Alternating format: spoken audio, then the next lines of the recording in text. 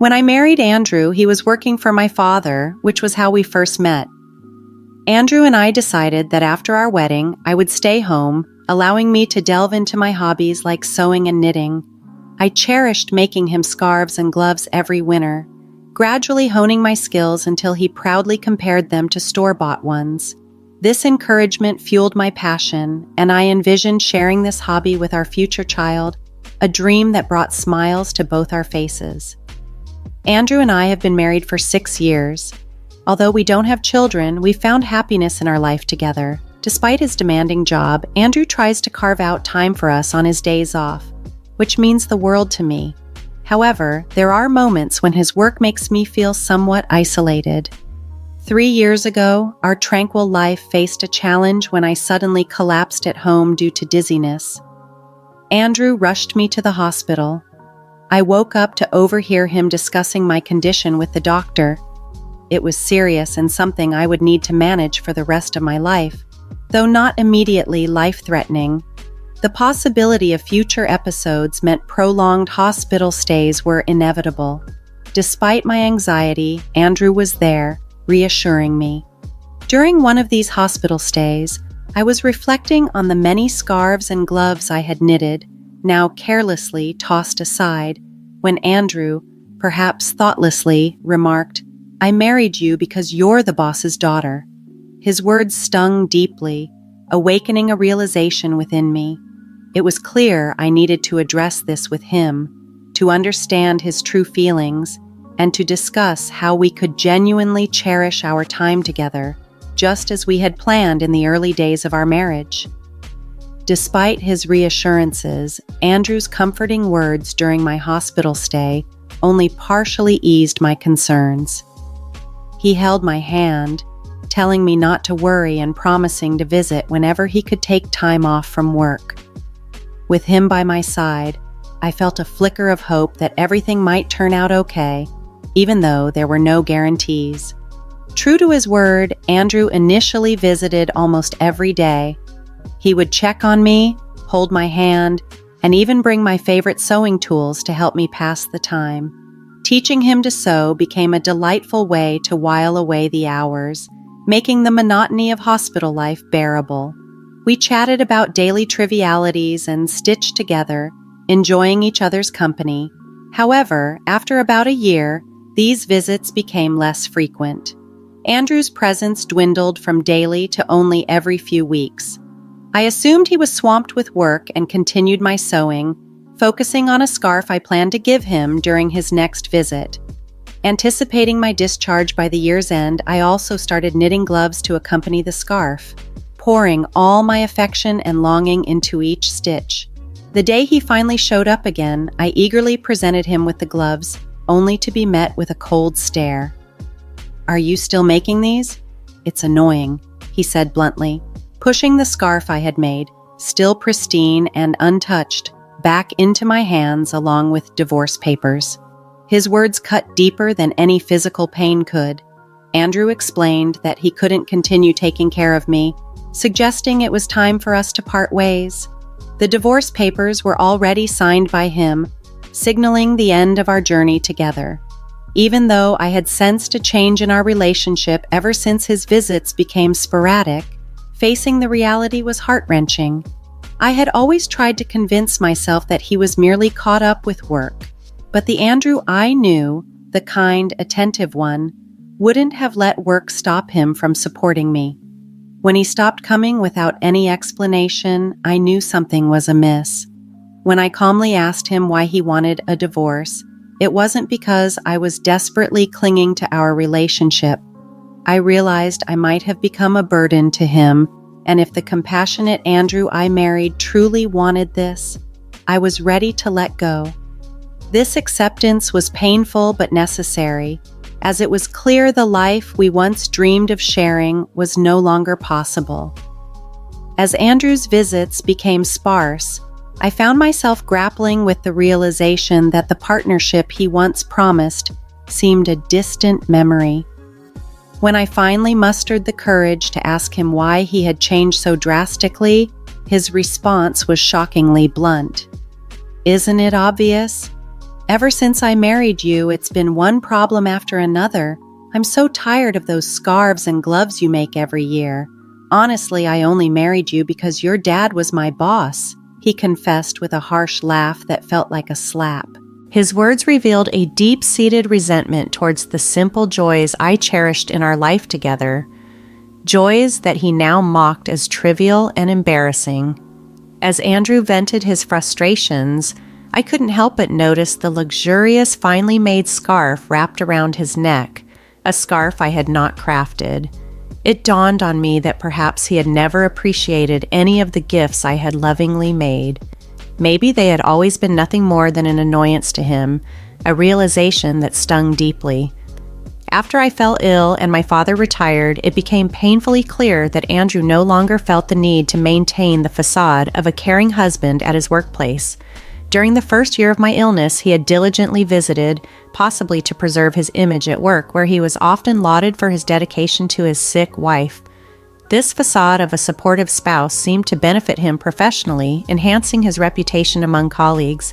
When I confronted him about this, pointing out how his visits seemed more about maintaining his image than genuine concern, Andrew was momentarily taken aback. He then sheepishly admitted that my condition had indeed made things easier for him at work. This candid acknowledgement confirmed my suspicions.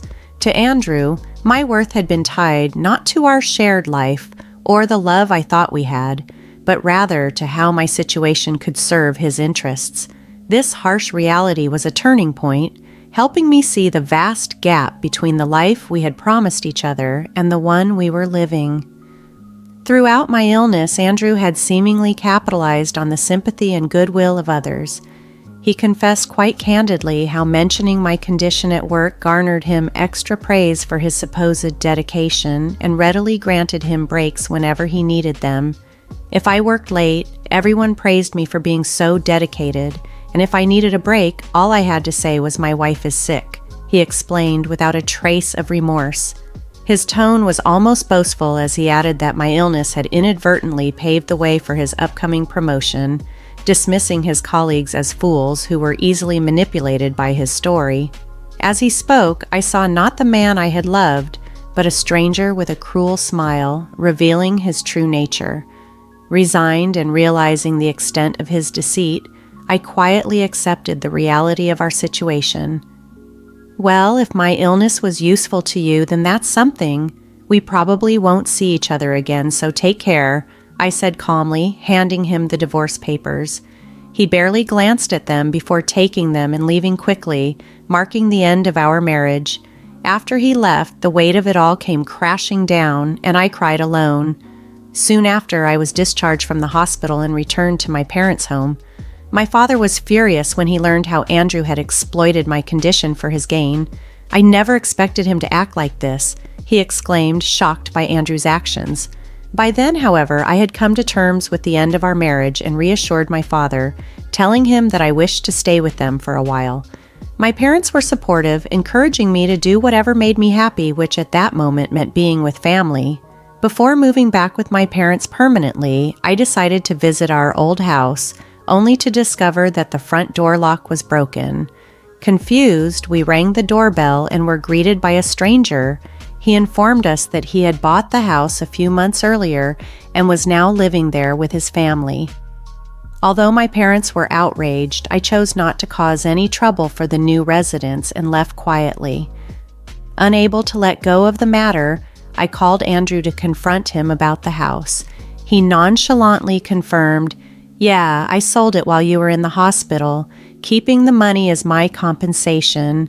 It was my house originally." His response was yet another blow, but by then I had already braced myself for his selfish actions and focused on rebuilding my life without him. Andrew's indifferent tone as he mentioned the sale of our house left me deeply sighing. I had only just found out that he had sold our home about a year ago, around the same time his visits and concern for me began to wane. It was shocking to learn he had made such a significant decision without even a discussion, especially since we were still technically married and had yet to finalize the division of our assets. Though the divorce papers were signed, We had planned to meet the following week to settle these matters, but Andrew had preemptively acted on his own, which was astounding. When I confronted him over the phone, trying to maintain my composure, I told him, "You didn't understand anything." His response was a confused, "What do you mean?" I simply replied, "I'll explain next week," and hung up. Turning to my concerned parents, I managed to smile and asked my father for a favor. I outlined my plans and requested his help to prepare everything. "I've already prepared all the necessary documents.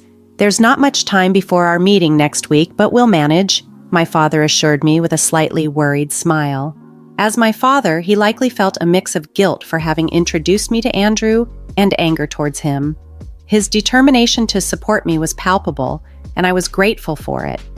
As the day of the meeting approached, I found myself unexpectedly smiling at the thought of Andrew's reaction to the preparations we were making. We decided to hold the meeting at my parents' house. My parents and I sat on one side, facing Andrew across from us. Despite knowing how much pain the divorce had caused my parents, Andrew appeared utterly indifferent, even displaying a slight smirk at times. His demeanor was not just unapologetic, but outright disrespectful and arrogant, which only solidified my resolve. At that moment, seated beside my parents, I felt the weight of the injustice he had done to me, but also a sense of empowerment from the support of my family as we prepared to face him together. As the discussion unfolded, I maintained a calm demeanor, assuring Andrew, "I don't plan to ask for too much." He attempted to appear generous, stating that the money from selling the house would suffice. This claim visibly angered my father, but I gently touched his hand to soothe him, signaling that we had the upper hand in this discussion and there was no need to escalate our emotions. "Before we proceed, there's something important we need to address," I said, and my father handed me a document. I held it out for my husband to see. "The house was indeed in your name, but the land it stands on belongs to my father, who holds the title," I explained calmly. My husband's face showed a slight frown. "So what? The house was still mine. No one can complain. Do you think this gives you a way to get back at me?" He chuckled, dismissive of the implications. "It's true you legally sold the house," I acknowledged. "However, since the land is still owned by my father, this poses a significant issue for the family who purchased the house," I continued, outlining the predicament. "You sold the house, yes, but as the landowner, my father could theoretically demand rent from the family currently living there. Wouldn't that cause them considerable trouble?" I paused, letting the gravity of the situation sink in. "We're not planning to take that step. However, we can't simply relinquish our rights to the land without compensation. We plan to offer the family the opportunity to purchase the land. We won't force them out or charge rent monthly, but it would be problematic if they refuse to buy." I explained further. "Originally, my father intended this land as a gift for us to build our life on, not to be sold off to strangers without consideration. If the family who bought the house refuses to purchase the land, they might even sue you, misled into thinking they had full ownership of their new home. Imagine their frustration, thinking they had bought their dream home, only to find out about additional, unexpected expenses. With the ownership of the land confirmed, we promptly visited the family who had bought the house to discuss these issues and find a fair resolution. This approach not only protected my family's interests, but also showed consideration for the unwitting buyers, aiming to prevent further conflict and distress. When we laid out the situation to the new homeowners, they were quite understanding but firm.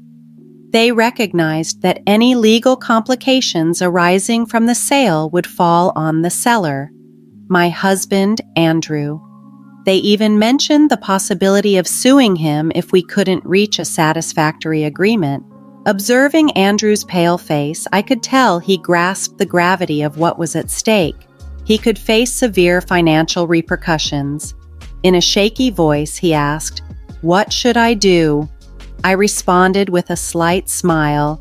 The family could buy the land from us, which would settle everything smoothly. However, you'll need to cover the cost.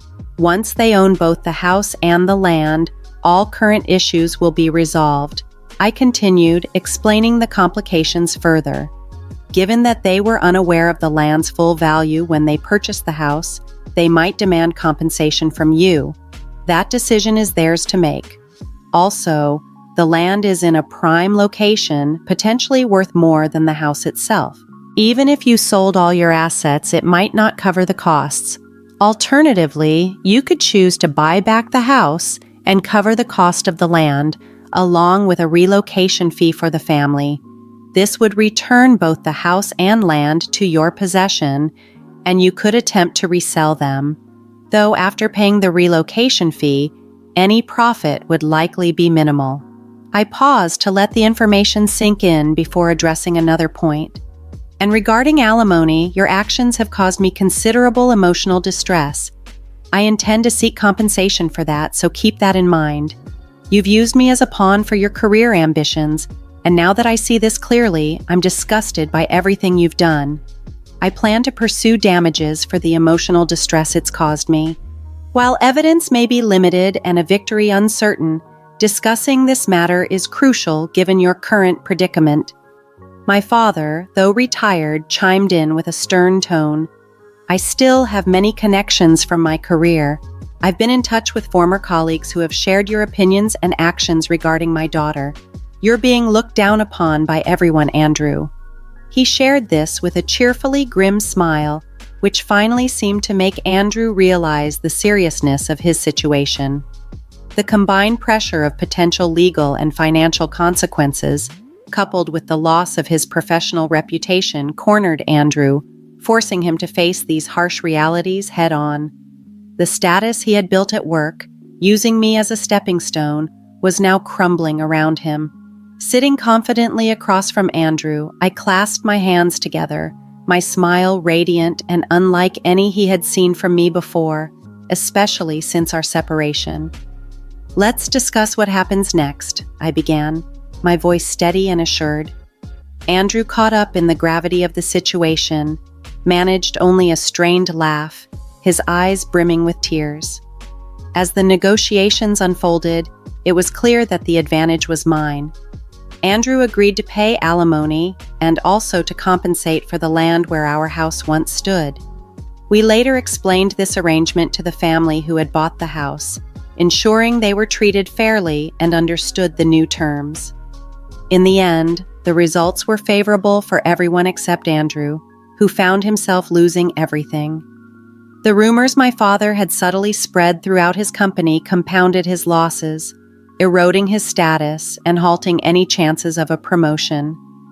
As these rumors persisted, Andrew became increasingly isolated, culminating in his resignation from the company, an outcome my father later shared with me. There's a temptation to view all this as karma. The gains Andrew thought he had secured through exploitation proved to be ephemeral, crumbling under the weight of his actions. Now, back at my parents' home, I've found solace and a new purpose in teaching sewing classes. While my classes are modestly attended by local women and children, the joy and fulfillment I derive from sharing my skills have brought me a profound sense of happiness. This unexpected turn in my life has shown me that even without having children of my own, a dream I once shared with Andrew, I can still impart my passion and experience in ways that enrich my life and those around me. This, more than anything, has taught me about the resilience of the human spirit and the unexpected paths to fulfillment.